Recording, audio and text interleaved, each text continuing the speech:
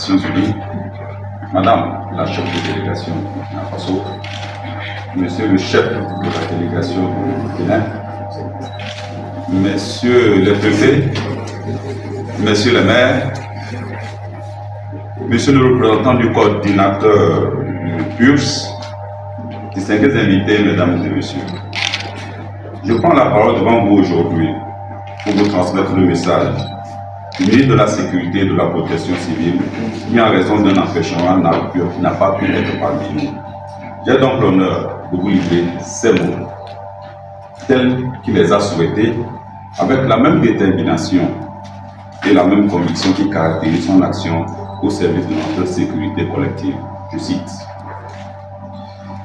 C'est avec un profond sentiment de gratitude et de fraternité que je prends la parole aujourd'hui, au nom du gouvernement de la République togolaise, à l'occasion de cette importante rencontre transfrontalière d'échange et de partage d'expériences entre les mécanismes d'alerte précoce du Togo, du Bénin et du Burkina Faso dans le cadre de la lutte contre l'extrémisme violent.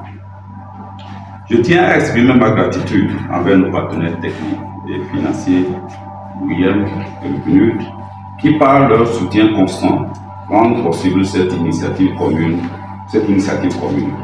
Votre implication est essentielle pour renforcer notre capacité collective à prévenir et à répondre efficacement aux menaces sécuritaires qui pèsent sur nos populations. Permettez-moi également d'exprimer mes sincères remerciements aux délégations de la République du Bénin et du Burkina Faso pour avoir répondu favorablement à cette invitation. Votre présence ici témoigne de l'excellente coopération qui unit nos trois nations et de notre engagement commun à renforcer la sécurité transfrontalière pour le bien de nos populations respectives. Mesdames et Messieurs, la problématique de la paix, de la cohésion sociale et du développement sont au cœur des objectifs de développement durable adoptés par les Nations Unies. Garantir la paix et la justice sociale à tous, la réduction des inégalités sociales d'ici 2030 sont des enjeux majeurs qui doivent désormais se traduire par des actions concrètes dans nos pays. Le climat d'insécurité que vivent les populations de la sous-région met en mal les efforts de développement, les efforts de paix, de cohésion sociale et de cohésion sociale.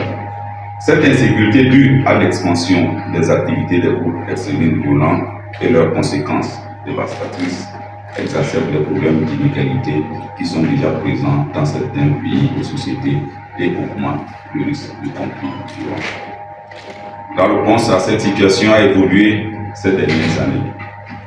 Aux réactions purement militaires et sécuritaires, qui restent largement prioritaires dans la politique des États africains, se sont peu à peu ajoutées des approches plus globales, intégrant les acteurs politiques et civils à l'action des forces de défense et de sécurité. Une prise de conscience importante se fait jour vis-à-vis des causes profondes de l'extrémisme violent et de la nécessité de travailler à les éliminer. Le Togo, sous l'impulsion du chef de l'État, son excellence, le support de son est dans cette logique. En effet, outre la conduite depuis septembre 2018 de l'opération Kunjoari dans sa région septentrionale, le Togo a également mis en place un mécanisme souple de prévention à travers la création du comité interministériel de prévention et de lutte contre les extrémismes violents multiples en mai 2019. Aussi, les organisations de la société civile ont entrepris des initiatives au côté du gouvernement togolais dans le but de renforcer la résilience des populations face aux conflits dans les communautés. Distingués invités, mesdames et messieurs. Les menaces liées aux conflits communautaires, aux activités criminelles transfrontalières et à l'extrémisme violent sont des réalités préoccupantes auxquelles nos trois pays sont confrontés. La situation est géographique. Je me nomme Kurotini Wangre Ouskabouré. Je suis la secrétaire permanente de l'Observatoire national de prévention et de gestion des conflits communautaires du Burkina Faso.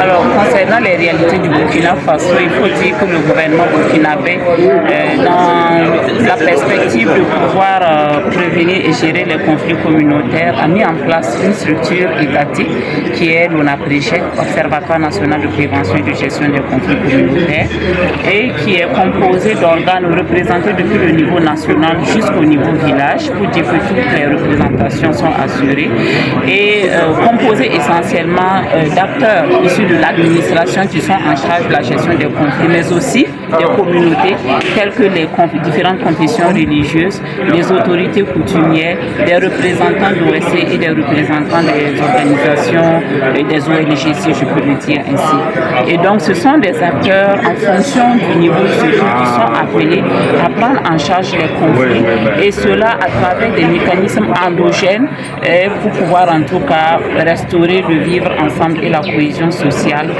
dans notre pays. Et donc l'observatoire, ces différents observatoires sont aussi dans l'alerte. Et quand on parle de l'alerte, c'est de pouvoir en tout cas anticiper sur certains risques de conflit et de poser des actions efficaces pour pouvoir en tout cas éviter l'évolution de ces conflits. Et l'observatoire traite de tout type de conflits à caractère communautaire. On va citer les conflits fonciers, les conflits agriculteurs-éleveurs, les conflits miniers, les conflits politiques, les conflits liés à la chefferie traditionnelle. Donc autant de conflits à caractère communautaire qui sont pris en charge par ces différents observatoires que nous retrouvons, comme je l'ai dit tantôt, depuis le niveau national jusqu'à la base. Je pense que cet atelier a vraiment sa raison d'être parce que quand vous prenez les zones frontalières, on a des communautés qui sont de part et d'autre entre ces différentes frontières et comme on l'a dit tantôt, quand il y a des incidents dans un pays où les communautés sont au niveau des frontières, automatiquement ces incidents sont ressentis dans l'autre pays voisin. L'atelier est vraiment la bienvenue parce qu'il permettra aux différents pays dont les communautés sont au niveau de ces différentes frontières d'échanger et de trouver des stratégies efficaces. C'est vrai que chaque pays a sa stratégie de prise en charge des incidents sécuritaires ou de gestion des... Je suis le contrôleur général de police Louis T. Tokbanou. Je suis le secrétaire permanent par intérim de la Commission nationale de lutte contre la radicalisation, l'extrémisme violent et le terrorisme au ministère de l'Intérieur et de la Sécurité publique du Bénin. Ce qui est attendu, c'est qu'à l'issue de nos travaux, on ait des améliorations, les partages d'expériences permettre à chacun des trois pays d'améliorer cette prestation, qu'il y ait meilleure collaboration, qu'il y ait meilleure prévention lorsque dans un pays voisin, des signes de présence ou des comportements sont signalés pour éviter que les mêmes causes ne produisent les mêmes effets dans les pays voisins. Le partage rapide de ces alertes pourrait permettre une meilleure prévention et donc je pense que le résultat attendu, c'est qu'on améliore nos collaborations pour une meilleure atteinte. Les zones frontalières